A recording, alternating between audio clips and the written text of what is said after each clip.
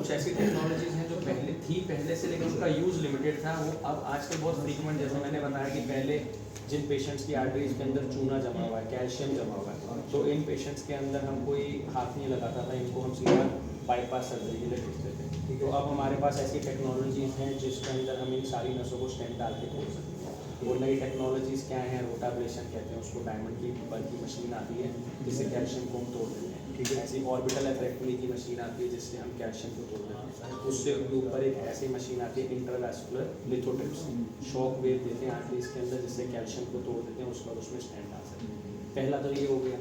उसके बाद दूसरा जो चीज़ थी कि पहले किसी की वॉल्व के अंदर लीकेज है, या 65-70 साल के बाद के जो लोग हैं उनके देखा जाता था कि एओर्टिक के जो मेन हार्ट का वॉल्व है वो सिकुड़ जाता है। ठीक है, तो इनके अंदर जो इलाज की ऑप्शन थी वो खाली यही थी कि पेशेंट की ओपन हार्ट सर्जरी।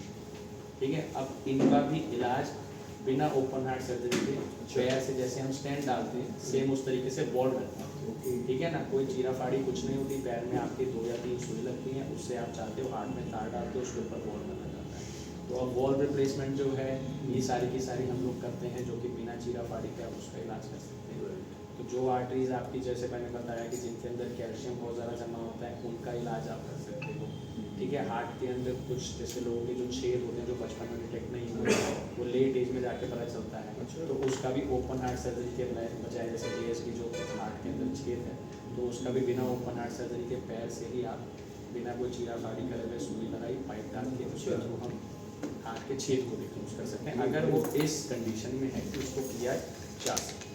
ठीक है, तो उसके अलावा कहीं बॉडी के अंदर कुछ एनुरिज्म्स हैं, कई पेशेंट है जिनका देखा जाता है 6-6, 7-7 गोलियाँ खा रहे हैं BP की, लेकिन BP कंट्रोल ही नहीं होते। उन पेशेंट्स के अंदर देखा जाता है कि जो उनकी रीनल आर्टरी, किडनी की जो आर्टरी है वो दोनों आर्टरीज बंद होती है। तो ऐसे पेशेंट के अंदर किडनी की आर्टरी में अगर आप स्टेंट डाल दो, दोनों किडनीज में फ्लो इम्प्रूव करता है, उसके साथ BP की दवाइयों की रिक्वायरमेंट भी कम हो जाती है, वो भी हम करते हैं। तो क्या क्या सावधानियाँ